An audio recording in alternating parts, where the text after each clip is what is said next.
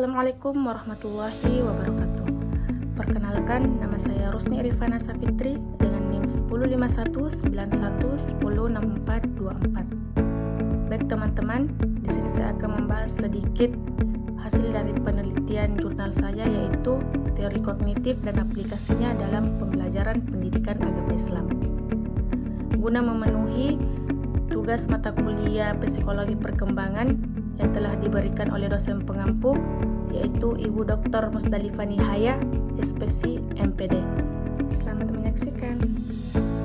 Teori psikologi kognitif memberikan kontribusi signifikan terhadap perkembangan kognitif manusia, khususnya dalam rangka perkembangan intelektual. Penerapan teori belajar kognitif dalam pendidikan agama Islam memerlukan pemahaman batasan dan filosofi pendidikan agama Islam itu sendiri. Kolerasi dan manfaat dari berbagai teori psikologi itu sangat relevan. Pendidik melalui pengalaman mereka bereksperimen dengan berbagai teori belajar. Dalam Kamus Besar Bahasa Indonesia, kognitif berarti segala sesuatu yang berhubungan atau melibatkan kognisi atau berdasarkan pengetahuan faktual empiris. Teori belajar kognitivisme lebih mementingkan proses belajar daripada hasil belajar itu sendiri. Ini berfokus pada peristiwa mental internal, meliputi kegiatan mental, sadar seperti berpikir, mengetahui, memahami, serta konsepsi mental seperti sikap, kepercayaan, dan harapan.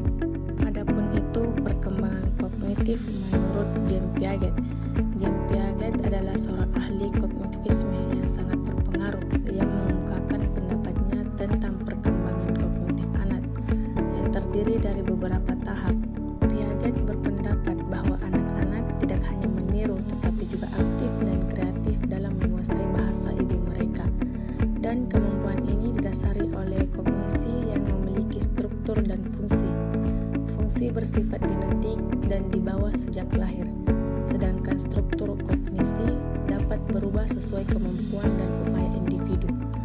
Piaget lebih memusatkan perhatian pada struktur kognitif dan penelitiannya dari tahun 1927 hingga 1980 menunjukkan bahwa cara berpikir anak secara kualitatif berbeda dari orang dewasa. Tahap-tahap perkembangan intelektual individu dan perubahan usia sangat memengaruhi kemampuan individu dalam memperoleh pengetahuan. Aplikasi teori kognitif dalam pendidikan agama Islam. Penerapan teori belajar kognitif dalam pendidikan agama Islam memerlukan pemahaman tentang batasan dan filosofi pendidikan agama Islam itu sendiri. Teori-teori yang dipaparkan oleh berbagai psikolog terkemuka menawarkan kolerasi dan manfaat signifikan dalam mengimplementasikan teori belajar. Pemilihan materi, pengembangan materi, dan perencanaan pembelajaran harus dipertimbangkan secara cermat untuk mempermudah pemahaman siswa.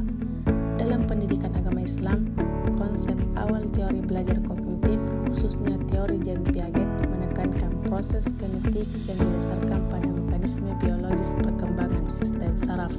Pandangan Piaget bahwa belajar melibatkan penyesuaian, pengembangan, dan pengintegrasian pengetahuan baru ke dalam struktur kognitif yang telah dimiliki seseorang sebelumnya adalah sentral.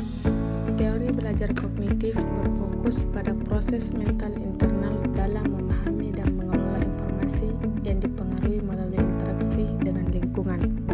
Teori ini menekankan bahwa belajar adalah proses aktif yang melibatkan pemikiran, pemahaman, dan pengelolaan informasi yang mendalam. Dalam konteks pendidikan agama Islam, penerapan teori belajar kognitif harus mempertimbangkan tahap-tahap perkembangan kognitif peserta didik serta nilai-nilai dan filosofi Islam. Guru dituntut untuk penyesuaian strategis pembelajaran dengan gaya belajar siswa, memperhatikan faktor-faktor internal seperti kondisi fisik dan psikologis siswa, serta mengintegrasikan materi secara bermakna. Pendidikan yang efektif tidak hanya menghasilkan pengusaha materi, tetapi juga perubahan sikap dan perilaku yang sesuai dengan nilai-nilai Islam.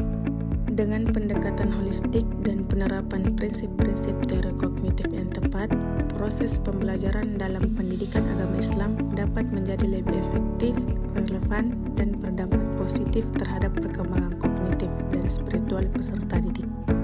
Baik teman-teman, itulah tadi hasil presentasi penelitian jurnal saya. Kurang dan lebihnya mohon dimaafkan. Billahi fi sabilillah, fastabiqul khairat. Assalamualaikum warahmatullahi wabarakatuh.